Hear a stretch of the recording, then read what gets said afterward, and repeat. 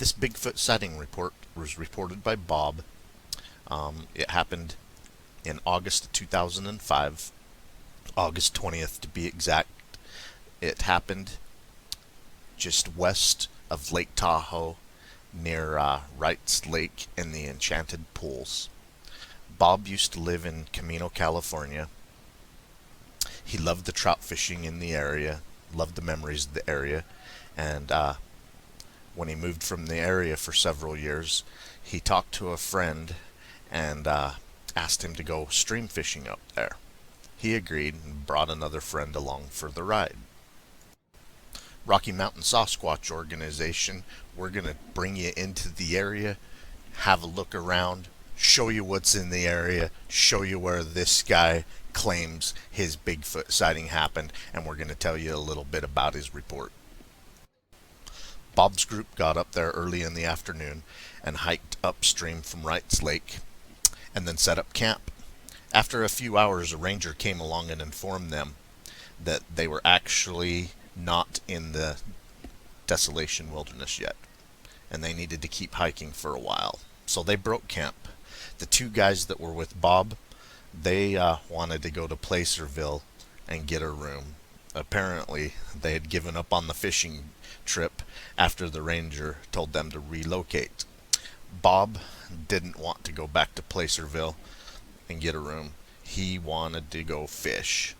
So the other two went back to town, and he stayed up there by himself and went up a little further as the ranger suggested and set up camp at a fishing location.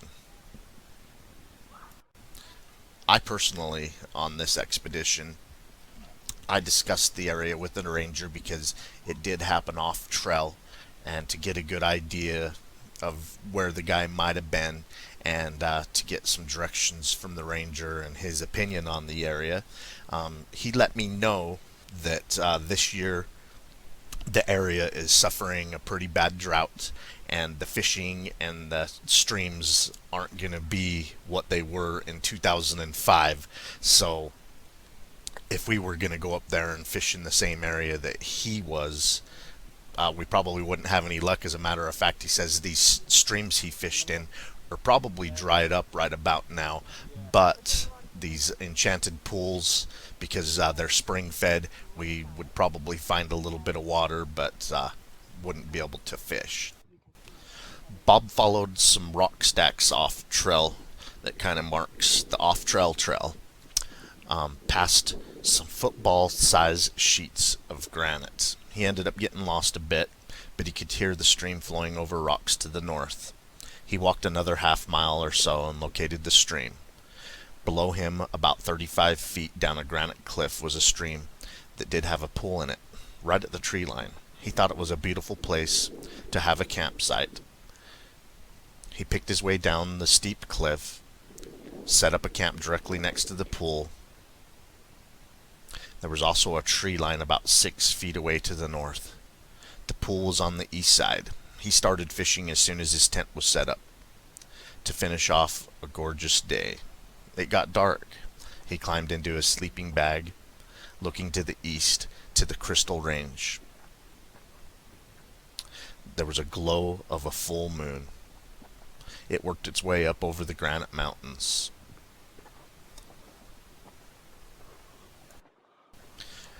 As Bob drifted off to sleep, he heard what can only be described as a low rumbling growl.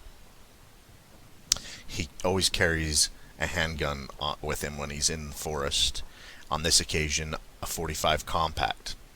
When he heard the growl, it really scared the crap out of him, because it was so close. He jumped up with the .45 in hand and looked out over the top of the mesh of the tent. He could see the dark mass, a 4.5 foot tall, right at the edge of the tree line, 6 feet from his head.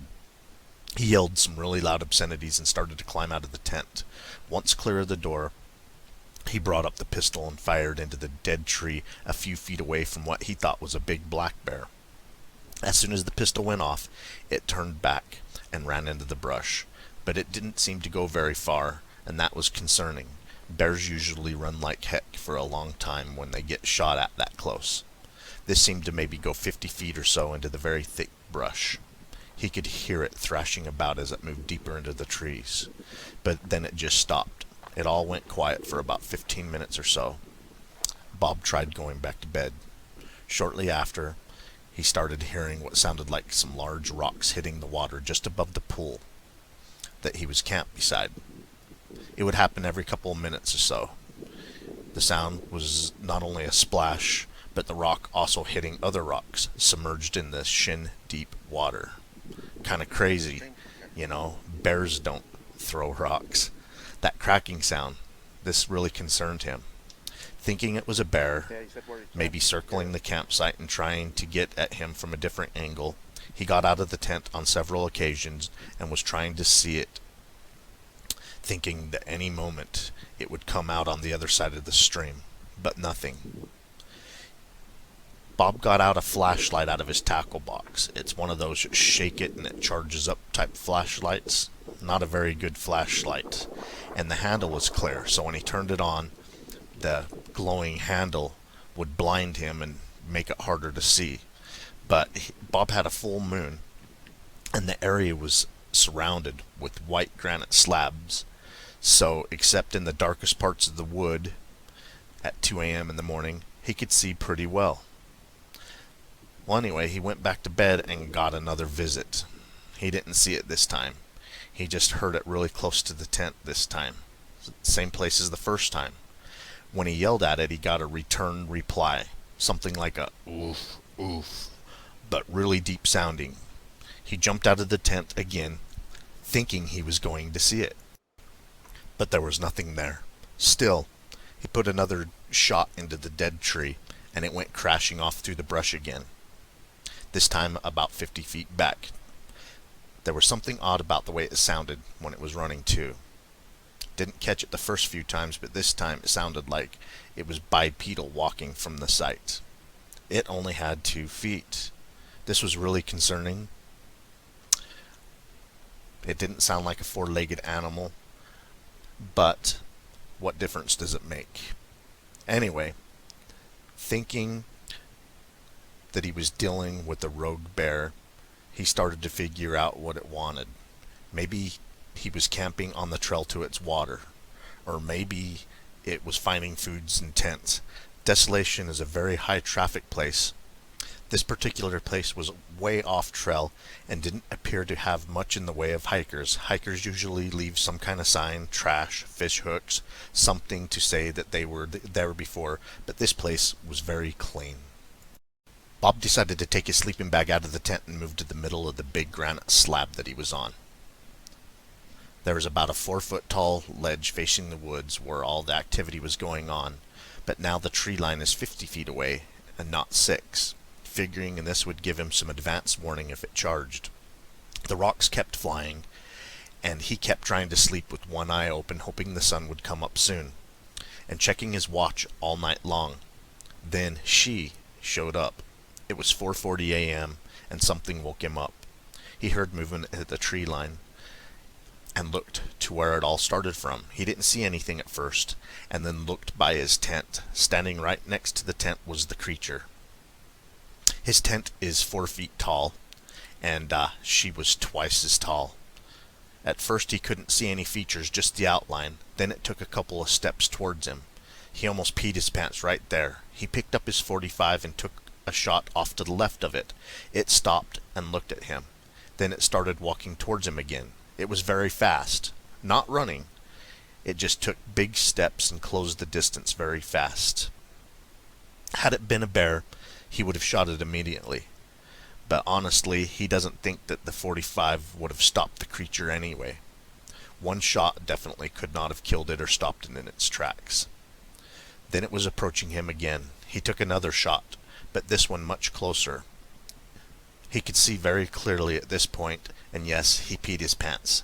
The second shot made her stop again, and then she took off running to the northwest area, an area of mostly granite slab and dotted with scrub pine.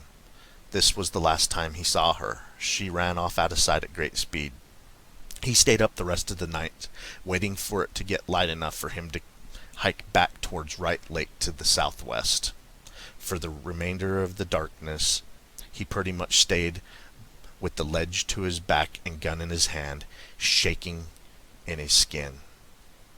Bob says he's not been able to sleep right ever since, and for the next couple of months after the incident, he couldn't sleep at all. Every time he closed his eyes, he would hear the growls, the rock splashing, and see her coming at him.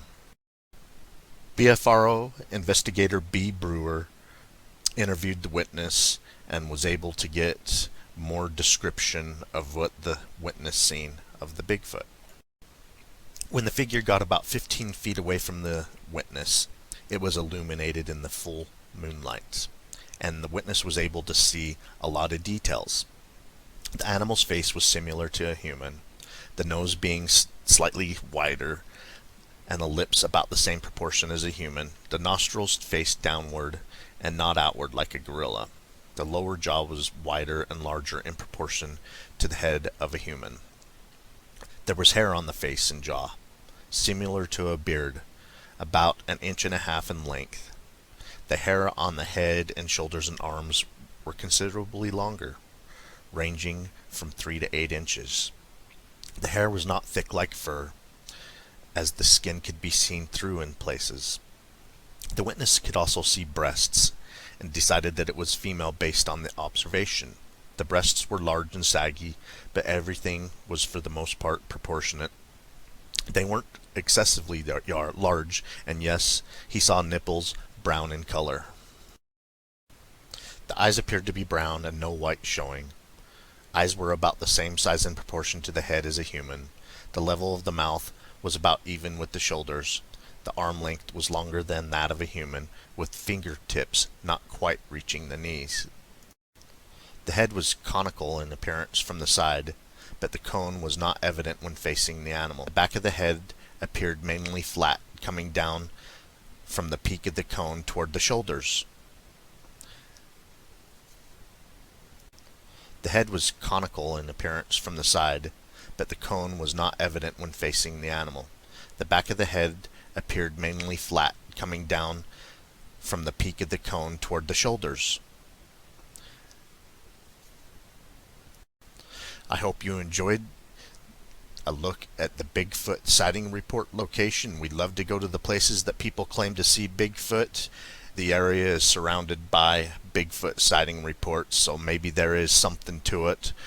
We come in, take a look around, see if we can find anything Bigfoot related, and we just love to show you the report locations. We love to see them firsthand. Keep on watching. We're going to keep bringing you more of these Bigfoot sighting reports, Bigfoot expeditions. Keep on watching. We're going to keep on squatching.